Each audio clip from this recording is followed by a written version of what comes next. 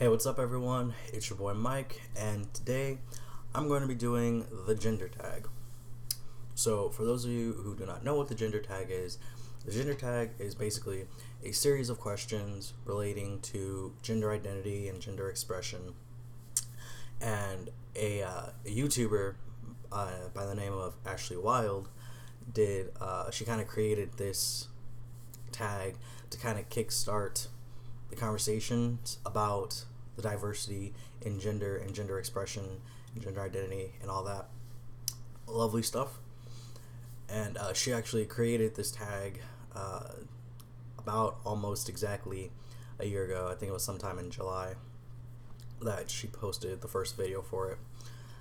But basically it's just a series of 10 questions relating to gender identity and gender expression, and I'm going to do that for some of my old friends who may not specifically know much about where I stand in terms of my expression and identity, and for my new friends who don't know anything about it really, aside from the fact that, I'm trans, because at this point you're all aware.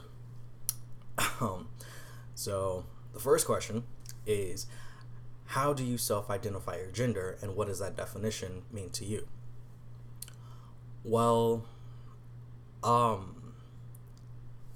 without putting a word on it, I just solely kind of identify as non-binary, maybe agender, but that I believe counts as an umbrella category of non-binary. But without putting a word on it, I do not identify as any sort of gender whatsoever. I do not identify as a male, really, and I don't identify as a female. Aggressively. No female. But I don't necessarily identify with either of those, really. I just kind of like to, be me, be who I am. That's all there is to it. The second question is, what pronouns honor you? I honestly, if I could get away peacefully with not having pronouns being used towards me, that's what I would do. But at the same time, I do not have a problem with people using masculine pronouns, such as he, him, and his. I tried to do they, them, theirs for a while, but it just never really set comfortably with me. And, she, her, hers is just completely off the table. And I haven't really looked too much into the other forms of pronouns to really pick one if they suited me well. So if you're gonna have to use pronouns, he, him, his is the way to go.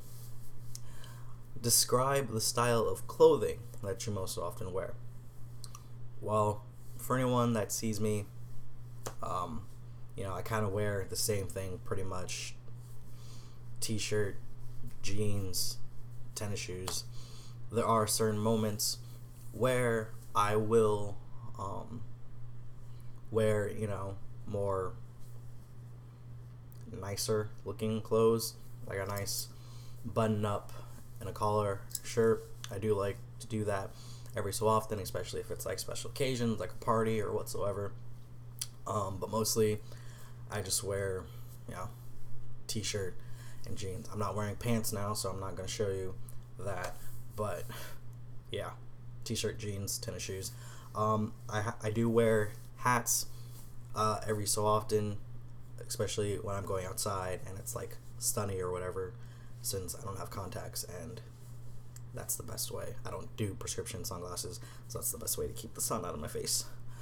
And I also, wear necklaces and whatnot. Talk about your choices with body hair. How do you style your hair? Do you have facial hair? What do you choose to shave and choose not to shave?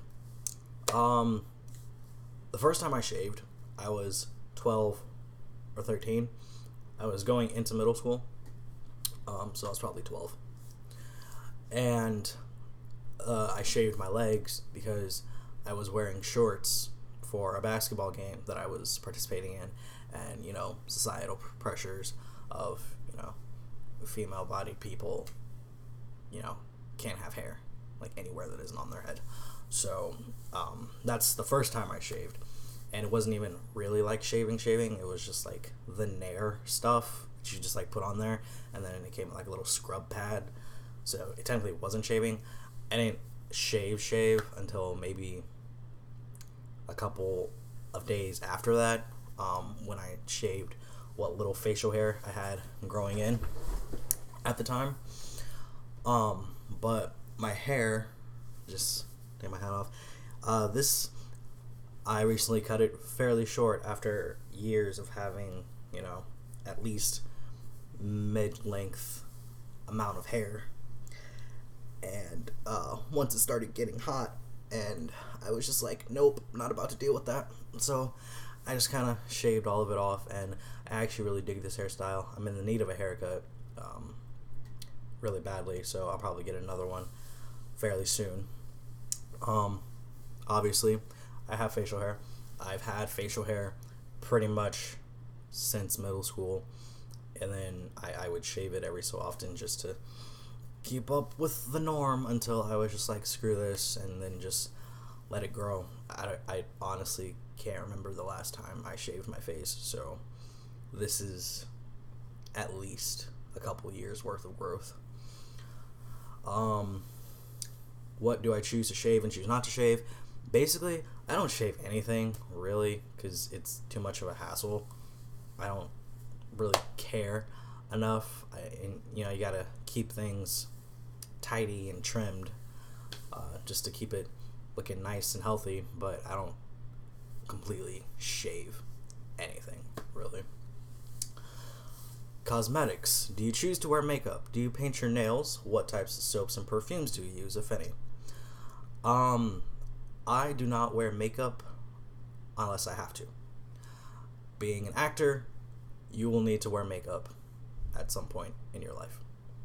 So whenever I'm doing a show or whatever, I will wear makeup, but I don't do it recreationally or, in my daily life. I do kind of want to do drag at some point, so that will probably be a thing once I do drag. I do not paint my nails ever. Soaps and perfumes. One thing some people might not know about me is that I am very, very, very obsessed with Bath and Body Works. Like, the amount of Bath and Body Works products that I own is ridiculous, and it's mostly candles though, but there is also a lot of lotions and perfumes and what have you. But I recently got some good stuff from there that I use pretty daily. I use Axe body wash as far as soap for the most part, and I love scented lotions and everything, and I use a lot of the aromatherapy lotion that they sell at Bath and Body Works, and for like sleep and stress and all that kind of stuff, and I absolutely love it. I love all the smells. I love how it makes me feel. It's just, I love it. Bath and Body Works is my shop. It's like, yeah. Have you experienced being misgendered? If so, how often? Before I started taking testosterone, I was misgendered a lot.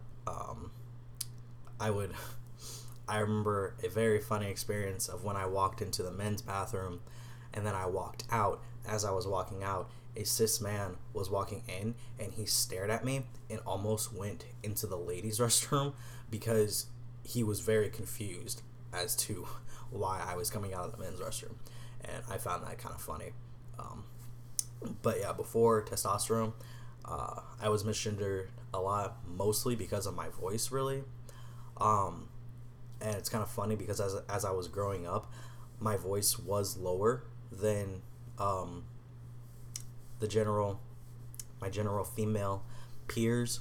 So I always felt really bad about that, and it made me hate my voice. I would always try to speak higher than what I would speak normally. And then once I came out, it became a problem of my voice not being low enough. So I went from like one end of the spectrum to the complete opposite end of the spectrum. And then,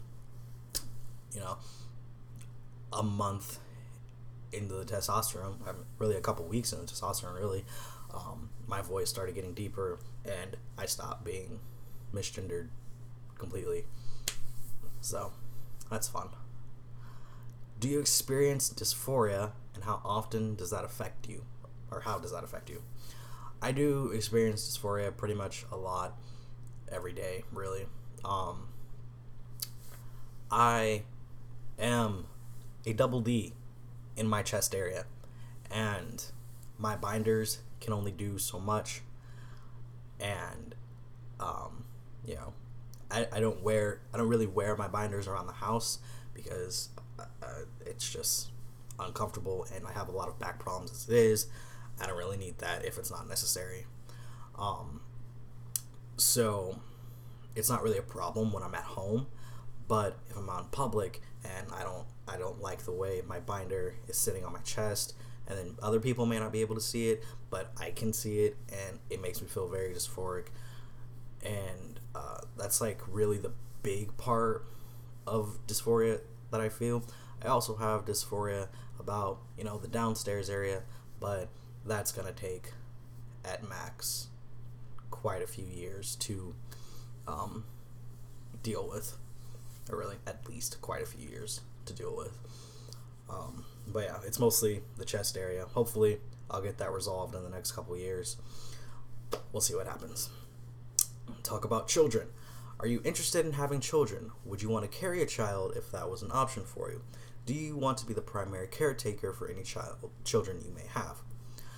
I am interested in having one child, maybe two max, but I would want them to be in kind of the same age range, maybe.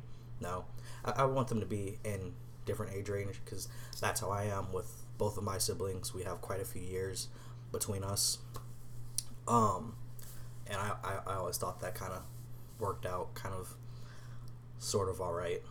I would not want to carry the child personally. I am really, really gung-ho about adoption.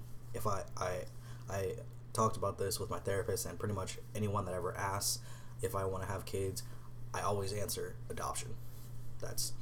I've been interested in adoption since pretty much always, because I never, even before I came out, I never wanted to physically carry a child. I wanted to adopt if I ever had one.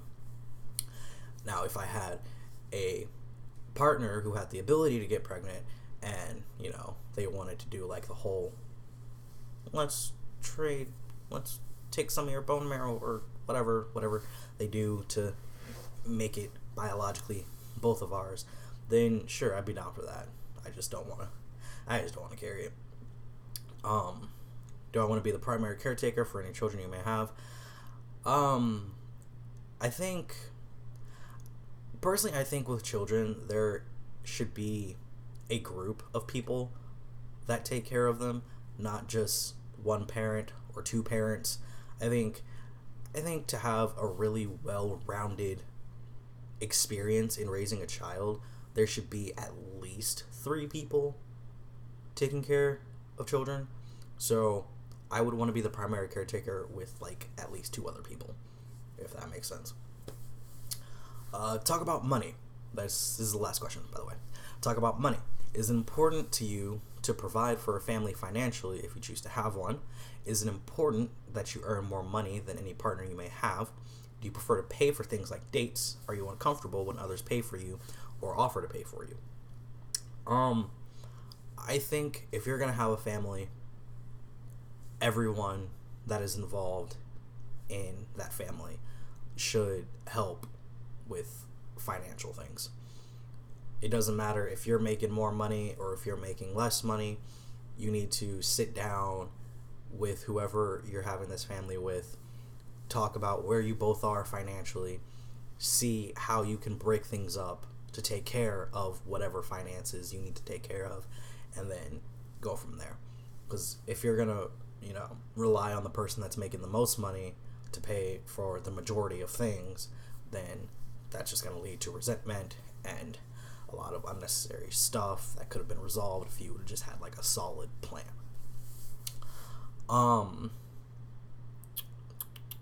Do I prefer to pay for things like dates, and does it make me uncomfortable when others pay for me or offer to pay? Ever since I can remember, it has made me very, very, very uncomfortable for people to outright pay for me. And like growing up, it sucked because my relatives would take me shopping and I would want to get like the least amount of things because they would make me buy. They would make me like pick out things for them to buy for me, and I would just be like, "Oh, this is making me very uncomfortable. Let me get like, okay, I'm gonna get like 2 things, and then let's go." And then they would get frustrated, and then I was just be like, "Okay, you're getting mad at me for not wanting to spend your money. That's really weird, but all right." But having people pay for me, it makes me very, very uncomfortable. So I like to be the one to pay for things, especially if it's like dates, and especially if I ask you on the date. Like if I ask you on the date, then I'm gonna want to pay for you. If you want to split the date, that's fine, but I would at least want to pay for, a good portion of it. Now, if you ask me on the date, then still I want to pay for at least some of my stuff. So yeah, I really like to buy things for people. I like to pay for things for people. That's just who I am as a person. I don't know why. I just like doing it because I feel like it makes people happy. So unless they outrightly say that it makes them uncomfortable, then we'll try to come up with some kind of common ground to figure that out. But yeah, that is the gender tag. That is just like a set list of questions that came with the original gender tag. There are a lot of other questions that people answer that they come up with themselves or they just find on like Tumblr or whatever. But this video is already almost running on 20 minutes long, and that was only 9 questions because I don't know when to stop talking. But yeah, so if you were wondering more about me and my gender identity and my gender expression, there you go. Feel free to ask any other questions because I will probably do something like this again in the future, or I'll just outright answer them when you ask me. Depends on how quickly you want the answer or how often I get the question asked. So yeah, that's Mikey in about 18 minutes worth of talking. So yeah, see you guys later.